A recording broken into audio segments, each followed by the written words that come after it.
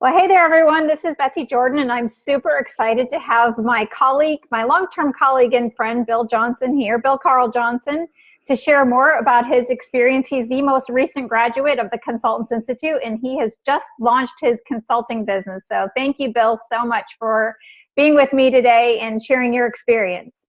Thanks, Betsy. Pleasure to be here. So let's first talk a little bit about this great new business that you're launching. So tell me a little bit more about the consulting business that you are putting out there and what you want to do.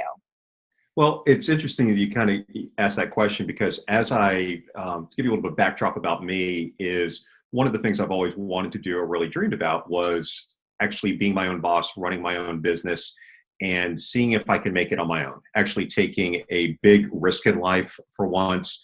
And if I succeed, great. If not, I'll know at least I tried. And as I was starting to go through this thought process as from a life transition standpoint, I actually reached out to you because one of the things that I was very, very unclear about is exactly what type of consultancy I wanted to have. I just kind of knew I wanted to do the work. I kind of know the work that I like to do. However, what you were able to help me think about and really crystallize is one, what type of client am I looking for? Who am I going after? And two, what can I offer them from a value standpoint? So that's really interesting because you have such an experience. And so for those who don't know you, share a little bit more about your experience because somebody who's been a consultant for a long time and has worked with clients, I think it's interesting that you shared some of the consistent challenges that others might have when trying to make a leap. Yeah, so I was actually a 20-year veteran of Walt Disney World. I worked at Disney really in a variety of roles. Started as a finance manager, did that for a few years, and then made an interesting transition over to organization development consulting. Not exactly the typical career leap, but that's what I did for, I want to say about 7 years or so. And then I moved over to the ESPN World of Sports, where I helped run our business development arm. And then about 5 years ago, I got a call from the Disney Institute. And the Disney Institute is the Disney company's external training, benchmarking, and advisory services arm. And they were really looking for someone who had my background in terms of consulting, new Disney, new finance. And they were looking to expand into a couple of markets that I had a passion about. So that's how I was able to kind of piece together everything that I had done internally at Disney and make the transition to DI. But as any good consultant, or actually any doctor would tell you, doctor, don't heal thyself, consultant, don't heal thyself. And that was a little bit of why I reached out to you, Betsy, was because I kind of knew what I didn't know. I've been internal for 20 years. I didn't understand exactly what it meant to be external, to be on your own, to be a one-man shop, and you were able to kind of help paint that picture, shorten my learning curve, and really propel me and set me up for success. So it's such an interesting challenge because, especially with all of the depth of your experience, and I don't know if you mentioned you got a degree in sports medicine, sports management along the way as well. So it's interesting that no matter what experience you have, it still is really hard to weave it all together into some sort of marketable expertise for yourself. It's that whole nose to the window pane syndrome. Yeah, because a lot of us who have been in the corporate world, in the corporate environment, you've got colleagues, you've got partners, you've got departments, you've got other things you can rely on to kind of help pull all that together for you. But then as you step out on your own, there is a wonderful, wonderful network of people out there that can help, but it's understanding who to tap into, how do you tap into them, how do you bring it all together that really speaks to what you're trying to do. Because you can chase, as I kind of call it, you can chase a lot of fuzzy bunnies. And go out there in many different directions. But really what you kind of helped me do is narrow the focus of where I need to be right now as I launch. Now, where I'm at 6, 7, 8, 9 months from now, we'll see where that is. But from a launch standpoint, I feel like I'm, set up and moving forward in the right direction. Everything's clicking. So you said that for a long time that you wanted to go out on your own and you've always thought about it. And then we've been talking for quite a while around when is the right date. And there was like a moment that you just decided now's the time. So what was it that clicked for you that said, that you decided to reach out to me to have a conversation around formally, let's get something at least in place that I could launch with. And then what was that trigger to say, yep, now's the time, I'm making the move? Yeah, two things really unfolded. One had to do with, and of course, it's back to our good friend and colleague who we worked with one time, Lee Cockrell, because you don't have a business life, you don't have a personal life, you have a life. And I firmly believe that. And I just reached a stage in terms of my personal life where getting soon to be an empty nester, even though the oldest child's boomeranging back home for an internship, but that's another story. But it was at the right life moment from that side. And then the other side is my wife's trying to figure out, okay, what's the next phase of her career look like? So, we kind of engage in those type of conversations. From a timing standpoint, I was really anticipating moving in the latter half of 2017. But a couple of things, just what I'll say, the stars aligned and things kind of lined up perfectly where it just felt right to kind of head out at this point. One had to do with internally at DI, where Disney Institute, where I left on great terms, but they were just getting a couple projects up and running. And quite frankly, it wouldn't have been fair to the clients or to DI or even to me to get involved in something knowing that I may not see it through, and I just couldn't do that. And two, I'll call it the drumbeat of change, was starting to pound louder and louder. And it just kind of reached a point a few weeks ago where I just kind of realized it was time. And I've told people this story several times. I kind of equate it to college. And as you walk off the college campus, that was probably the best 4 or 5 years of your life, but you don't want to go back, and it's time, and it's time to move on. And that's really the internal feeling that you get is, wow, that was a fantastic time I just had, but I'm ready for the next challenge and the next opportunity. So it's interesting, is that the main thing? So from a practical standpoint, it looks like the stars align from your family situation, but the real moment of trigger is just more of that internal discontent. Like you could just tell it's time. And a lot of people want to know, like, well, what's all the right things you need? Like, if you have to have certain money in the bank, or do you need to have a client on the hook? And I think the real trigger is just something on the inside that just tells you, like, when I left Disney, it wasn't because I couldn't like describe it to anybody. It's just like, I knew that I knew it was time. It was time for me to try something different. I just knew that I knew. And it seems to me that that's the overall thing. And when then it definitely feels like you're going towards something rather than I just need to get away from something. Yeah, that's exactly true. Because, and you and I have talked about this, I firmly believe you can't have a foot in both worlds, where you have to kind of be either all in your job, or you have to be all in your consultancy. And you can't, mess around and say, well, I'm not going to jump until I get that client, or if this happens. You just kind of have to know it is the right time. The other piece that you really helped crystallize and clarify, not only through what you did, but other websites and consultants you had us look at, was to own your expertise. Mm-hmm. Understand that you have value, and understand you can bring value to the table. And I want to say that one of the websites you had us look at was a guy by the name of Todd Herman.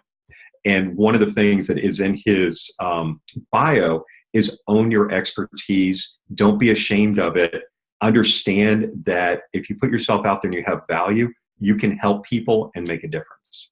It really changes the whole conversation, even when you market, is if I know, I'm building my business off of what I'm really great at, you would be able to say, I absolutely need to help you because I know I can create better results, versus what I would call when people build their business off of the second tier gifts, like things that you can do, but may not be your power alley, your sweet spot. Look, when you're there, it definitely changes the game. Oh, totally. So you have a background though in sports management, and you're an athlete in your own personal life, and you are trying to serve athletes as your primary clients. How does that influence the way you think about being all in? Like, is there an athletic side of you? It's just part of that athlete archetype that is coming to play when you say all in. Yeah, and I think when I think of, like, as you helped me define what is that ideal client, it's maximizing the business performance of high achieving organizations, and organizations that want to win, that have a burning desire to win. And, it's kind of even been interesting as we kind of went along this journey. Granted, my background is in sports. I've worked a lot with the NBA, with NFL, with college athletic departments. But even as I've thought about more about kind of, from a target, who wants to win, it's people actually within the hospitality sector, people who are really going after individuals to very valuable assets, their time and their money. And, when you kind of start painting that umbrella on it, it kind of the market opens up a little bit broader, a little bit wider, but, kind of the primary bread and butter to start with will be sports. But yeah, kind of that mindset of winning high performance championships and being the best that you can possibly be. So when you think about the clients that you've worked with, so being the best that you can be, it's partially how they've influenced you and how you think about your own business. Is there any other tips that we can learn from the sports world and parlay it to the business world to say, that this is how people win, world championships. This is how people build really great businesses and the lives that they imagine. Yeah, there's a great quote that goes back to the 2000s that some of the people watching this will remember who are sports fans. A guy by the name of Allen Iverson, who played basketball. He was asked about skipping practice, and his whole diatribe and dialogue was about practice. You're talking about practice. Man, you're talking about practice. And essentially he was saying he just plays games. But, while it was a funny clip, for me, you do have to practice. You do have to practice your skill sets. You've got to practice your consulting skill sets. You have to practice what the expertise you're bringing to the table. Because if you're not practicing what you're good at, you will fail. Mm-hmm. And even when you look at Tom Brady, who just won a Super Bowl at the age of 39, there's a reason he goes to training camp every year to practice. There's a reason he practices in between games. It is to get better so that when that client is in front of you, when you're in that moment, you have done everything possible to prepare to win. So that's one of the things that I feel like both of us could offer a debt of gratitude to our former leader, because we were forced to practice our consulting skills all the time. I mean, I shared this story, and people have heard me share the story about the consulting skills practice sessions, and I've shared it in several webinars where I've had to, eat crow when I imagine that my business is built upon what Chris King made us do every single week, where I had to practice and role play. When I went on my own, it was easy for me to land business because I had practiced it and done it so much at Disney. What's your experience of those consulting skills practice sessions? So as a new person coming in from finance to OD, Chris required me to be there. He made Fridays afternoons stink for me because it closed at 4:00. 3:30 to 5 every Friday. 3:30 to 5 every Friday. And I had to go to everyone. Like when you were the consultant, you only had to go once a month. I had to be there every week, 3:30 to 5. And it is flippin' awkward when you first start doing it. Yeah. Because anytime you first start practicing a skill, you're not good. You're just not. And you're going to stumble and you're going to falter. But it's the repetition of doing it time and time again. I can equate it to sports. No one just automatically picks up a golf club and understands how to hit it. You can go to dancing. No one automatically is a great dancer. That, it's a skill that you have to work at, train at, and maneuver through. And while those initial sessions were, I think we all sweated a lot. Yeah. But we all kind of went through together. And grumbled a lot. We complained a lot. Yeah. But we walked out of there sharp. Mm-hmm. And Chris was fond of saying a wonderful phrase that I've taken with me, that you have to be able to skate on the edge of your competency. I forgot about that one. I'm going to have to remember that one. Skate on the edge of your competency, because you have to have enough confidence in your skills, in your ability, that you can skate right up to the edge and know you're going to be okay. And even know that if you get into a situation that may not be comfortable, that you don't know about, that you will be able to figure it out because you have figured out other things before. So, and that's kind of that learning of like, hey, I didn't know how to do this consulting. I didn't know how to do a partnership setup, but I personally learned how to do it, and I can figure this thing out. I'll be fine. So it's interesting because as I've been mentoring other people around building their consulting practices, I've been thinking about those consulting skills in a much broader standpoint. Is that you need to be able to practice your elevator pitch or your value proposition over and over again. because, you know, the market will tell you if you hit the right one. It's not going to be just you and I sitting in a room. The market will tell you, and as you practice it, you'll be able to know. Same thing for your marketing strategies. Even just some of the gold mine that LinkedIn is for us as consultants to find our clients is it requires these daily routines. Yep. And I think that's the hardest thing for us shiny object, you know, or I'll just call myself as a shiny object entrepreneur, but I can't possibly be alone, because if we're consultants, we're big picture people. But we have to really be able to balance our big picture with all of that implementation and all of just the routines. Just because Tom Brady's amazing in the game, he still did the skills and drills to get him prepared for the game. Oh, totally. Totally. And it's funny, you say you have to do the skills and the routines, and you have to find those daily routines that work for you and hold true to your time and true to your calendar. Because even now, as I enter into, being independent, there were certain things I would do at certain times of the day when I was internal at Disney. And now I'm finding ways of, okay, this is what I do at this time every day now that I'm on my own. For example, I'm an early riser. I'm usually up sometime around 5:30, 5:45.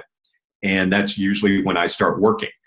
And it's not that I work 14 hours, but I'd have different breaks during the day for personal things and yada, yada, yada. But for now, for me, when I used to be checking email, that's when I'm out there doing my work on Twitter. That's when I'm looking for articles to post out there. That's when I'm on LinkedIn, commenting on other people's activities. So I try to carve out that morning time for social media so that I'm not, it's noon, it's 1:30, and all of a sudden I'm like, oh, I got to do this for 5 or 10 minutes. But I try to be very structured in my day. Oh, bless you. I would love to get those routines. I'm working on it, but that is the challenge. I mean, that's, it's if you can master that, because social media and that presence is really important from an SEO standpoint and from your perceptions to warm up your leads. There's 1,000 reasons to do it, but the only way it's going to happen is consistency. And that's really hard, for a lot of people. So kudos to you on that. Yeah, and I'll say it's twofold. One, you warm up the SEOs, you warm up, your connectivity, but also it makes you sharper. Mm-hmm. Because when you're not, I would say, in an office, in a work environment, bouncing ideas off of people, this is your office, this is your office environment. So when people link something, from Forbes, even though it may not directly relate to you, go read it. You're going to find some nuggets of information that are going to make you better, and smarter. And that, you can drop in conversations with, other people and with clients to show like, hey, this person knows what's going on. Yeah. So it keeps you fresh, keeps you relevant, keeps you on your game, and even trying to find the hook. Like if you think about the way you post the article and you add in the little tip that would relate to your audience, and then you add, there's so many other things that's great. You're doing some amazing things. Can I ask you to practice your value proposition so others can know what you do? Yeah, I'll kind of give it to you because I kind of gave it at the very beginning. So kind of the tagline is, I would say maximizing the business performance of high performing organizations. And, the words aren't going to come out the same all the time. Mm-hmm. And it just kind of all depends on who I'm sitting in front of. And, quite frankly, what I want to do is help organizations build a bridge from where they are to where they want to be. And the way I do that is kind of being able to develop a set of recommendations that really center around 4 key pillars. It could be around the customer service promise they put out there. It could be around their processes from a process effectiveness standpoint. Could be around how engaged are their employees. And finally, what are their leaders doing to ensure the culture is vibrant and thriving? So in a nutshell, that's my value proposition at, I don't know what time it is and what day. Yeah. But, the words, and if you're comfortable with it, they kind of flow differently every time, but just you have to be, sincere about it and how you relate to it. So it sounds like for you, is you're really looking at the entire value chain around how an organization creates value, and you want to look at all of those critical junctures. So sort of like if you look at a game, you want to look at all of the key plays that are there and making sure they're in a good place. Yeah, because if you're just coming in and focus, and it's a great analogy, Betsy. I'm impressed. Oh, thank you. But if you're just focused on offense or defense or special teams, you're going to fail. You're not going to win. You're not going to optimize. So, whatever your expertise is, you really have to think about holistically, and then how are you going to have that positive impact on the person you're in front of? So when you think about when your clients are able to hit all of those touch points and make them optimized and aligned, what happens? Like what kind of results can they expect from you when they partner with you, or what type of transformation do they experience by virtue of working with you? Ideally, what they're going to see initially, and and kind of where a little bit of my bias is, one, they're going to see their employee engagement go up, because a lot of organizations will focus solely on a customer service philosophy or a promise, and they're like, "Oh my gosh, we got to do this. We got to train our folks, and it's going to be wonderful." And instead, they get this peak, and then it just comes the flavor of the month and rolls off. So, really, what you want is to drive that employee engagement. And hopefully you're going to see your retention scores go up. You're going to see applications go up. You're going to see your metrics around being an employer of choice increase. At the same time, you kind of got to bolster that from what helps tremendously with that, of course, is the underpinning of leadership to ensure that they are doing the right things to drive that employee engagement. And then finally, one of the greatest things I've heard in terms of from a customer side, could be a fan, a client, customer, guest, whatever nomenclature you want to put on it, is those folks will begin to say, "I don't know what you're doing, but it feels different around here." And it's like, okay, now we're on to something. Now we have a foundation that we need to grow and sustain. So it's sort of like all of these tangible results really create more of this intangible value of, it feels like we're working more effectively as a team and a unit. We're all on the same page, going the same direction, and it feels better when we're working together. Correct. And I'll say even furthermore, organizations, while they'll see, sometimes I think transformational is an interesting word, because transformational means sudden, impactful, and oh my gosh, angels are going to be singing and the stars are going to align. Yeah. But a lot of times it's of hard. Course, isn't that what you're going to deliver that? Yeah, eventually. But you have to recognize the small wins and the leading indicators along the way, and celebrate those and recognize those and embrace those, because it's just not waving the old Disney magic wand. These are journeys. Right. Are built, and you have to work them over time to make sure it takes root, takes hold, and it's sustainable. And quite frankly, that the changes that are made are not what I'll say people-centric. It's not because John, Jack, Mary, or Beth is running it, but it's actually embedded into the culture, and it's part of that culture no matter who's within the organization. Well, in some ways, transformation can be looked at on that broader standpoint of saying it's going to become a more sustainably healthy organization that will go beyond whatever executive or leaders at that helm.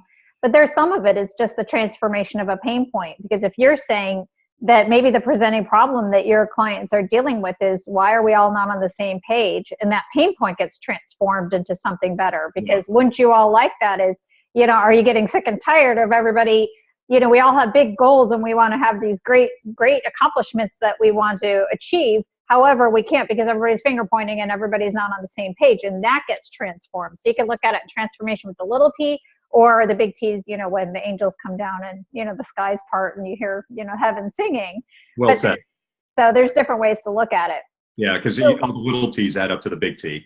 So one thing I think is interesting, though, that you haven't highlighted yet in your value proposition is you're one of the unusual OD people, consultant people who have the finance side and the internal HR kind of perspective. Like you bring both sides of those together. How do you see your financial results-oriented background? Like that's one thing I remember you on our team is you were always the one trying to get everything down to the pragmatics, and the rest of us were all in airy-fairy theory land, and you're like, yeah, but what does that mean to the business? Like, how do you balance both sides of your brain, and how do you balance both sides, and how do you think it creates a competitive differentiation for you? Because so my mindset when I jump into something, I do see it through an operator side. So I've been on that side of the house, and on the support staff side, of course, I've been in the HR world, I've been in the finance world. So I understand the point of view and the mindset of the person I'm sitting in front of and where they're coming from. So I understand their thought process and probably understand, what they're thinking and what they're trying to look for in terms of results. So, when I think about the OD work and, some of the terminology around it, some of the things, it's great to move it forward. but it's that having to have that gas brake pedal with the business reality of, wow, we really need to get moving and get things going. So that's what I say. I try to bring that balance to the table that the person I'm sitting in front of, I can relate to, understand, but also respect the need that this is sometimes going to take time to happen. Mm-hmm. So it goes back to what you just said about all the little T's and the transformations lead to the big T's. Is you're really good at taking all the incremental steps to lead to the big thing and create the results, but you always do the little results in the context of the big picture of what it should be like. That sounds like what I'm hearing you say is how you marry it. Yeah, and what I've learned over the years from consulting is there's a lot of ambiguity to consulting. And what our job is to also kind of, to as best as possible, break down the ambiguity of the uncertainty of, what the path is going to look like, what the results are going to look like, and helping the client balance their tolerance for that along the way. Because they're going to be pushing you for change. They're going to be pushing you for immediate impact, which is great, and things that we can hit on. We do, but also to kind of understand that it's a process you have to follow and a methodology to reach the outcomes you're looking for. I love how you just talk about it, because you make continuous improvement a way of life. It's like you put your best ideas forward, but even as you describe how you're going to think about, your value proposition, your marketing strategies, what you do every day, it's always in the context of continuous improvement. And that must be where you align in some ways with the clients that you want to serve. Is you always can get better. You always skate on the edge of your incompetence, and you always get better. And you don't just stay settled into whatever you have right now. Yeah, that's a great point, because, you and I have the Disney blood in our veins. Yeah. One of the things that resonates with me all the time is it's what you did yesterday is not good enough. It's what you're going to do today and tomorrow that really matters, because the expectations of the guest, the clients in our world, they go up year over year over year. And that's why you see Disney always consistently pushing the envelope in terms of content, in terms of rides, in terms of process efficiency. If you think about the whole, fast pass system, and and now you can book online and all those type of things, they're always looking to do it that way. And I'll say also, the cool thing about the company and our experience there is they think about the cast members / the employees the same way, where they understand that employees have choices about where they can work, and they're always looking to exceed the expectations of those folks as well. So when you start thinking of continuous improvement, that lines up exactly right, because you can't just say, hey, we did it, we got it, and we're fabulous now. That's just the beginning. You got to keep moving forward. So I love what you're saying. I just want to put like a little bit of a different frame on it, because I know that some of the people who are listening who are trying to start a consulting business or considering it, they start getting panicky because it's like, oh my gosh, I'm going to, whatever I did yesterday doesn't matter. And it kind of creates that performance anxiety. Yeah, that's a good point. One thing I would say is that the past matters always in terms of learning. So when Disney Institute started, it was like supposed to be some sort of educational experience that they were going to add in there. But the idea of the initial idea wasn't bad, but you kind of keep tweaking and adjusting the idea until it works. Like you just keep playing with it. And it's like if you got a German idea, and that turned into the whole Disney Institute now, that it's the corporate training arm of Disney, and it's got great profitability for the company, great exposure for the company. And I know many, many companies benefit from all the training that Disney Institute provides. But if they decided, oh, well, that was a fail, nobody was coming here to learn how to do the art of animation when they're on vacation, we would be missing out on what the Disney Institute began. And I would say the same thing relates to when we run our consulting practices, is whatever you did yesterday is whatever you learned yesterday. But, who's it, Maya Angelou, when you know better, you do better. Like when you learn more things, the best thing that ever happened to me is when I made some changes to my website and I completely tanked my results. And it forced me to really get into the details of understanding a whole lot more about marketing for consultants, digital marketing. I wouldn't have been forced to learn all of that. Doesn't mean my ideas weren't good. It's just the execution didn't achieve the mark. And I think so many of us don't move forward because it's like, I have to get it perfect until I release it to the market, rather than you release it to the market will tell you, And then you just tweak and adjust without that anxiety of like, oh my gosh, I'm a failure. It didn't work out. I don't know what I'm talking about. I don't have what it takes. I should just go back to corporate. No, you're absolutely right, because the history of the Disney Institute actually goes all the way back to 1984. And I'll say Disney Institute is probably on iteration 8.0, 9.0, or whatever. In my 5 years there, we were consistently evolving. Not only how we're structured, the clients we're going after, the processes, the teaching points, everything else. And you're absolutely spot on, Betsy, because as you get started in your business, you just kind of figure out, okay, this is who I am. This is who I'm going to put myself out there to be. 6 months from now, the market may tell me something totally different, and I'm okay with that. Right. I will go where I can serve and where I can be helpful. And, you shouldn't worry so much about, oh my gosh, the website has to be 100% right. Oh my gosh, I have to have all my style guides in place. Oh my gosh, I have to have all this. Quite frankly, as I think you and I talked offline, I've only been out there for a few days, haven't actually done big marketing, haven't done really any marketing push. People are starting to ask questions. They're curious. They want to know, they want to talk. And, and automatically now, I'm already picking up information about, okay, this is what they're asking for. This is what they want. And I think it's interesting though, but I think what's easy for you is it's congruent with your background. It's congruent with your passion. It's congruent with everything. So it's a natural outgrowth of like, of course people are interested, and I've heard people talk to me about, because we all were part of the same OD team back in the day. It's like, did you hear about Bill? It's like, oh yeah. But nobody's like, oh my gosh, I had no idea that this was coming. I'm completely blindsided. It makes sense. It's logical. And I think that that's where, for a lot of people, when you're wanting to leave corporate and start your own business, that it's a natural progression of what you have already done. Oh yeah. Yeah. And the thing is, I was talking to someone who went out on their own last May, and they gave me some very, very sound advice. Is, there are going to be those moments as you get out there, you're going to have the, oh blank, what did I do blank moment. It happens. And it happens to everyone. But, he told me, I just trusted my network. I trusted the people I know. And you just kind of put things out there. And like I said, you just start to let things percolate, and you let it work, and things will happen for you.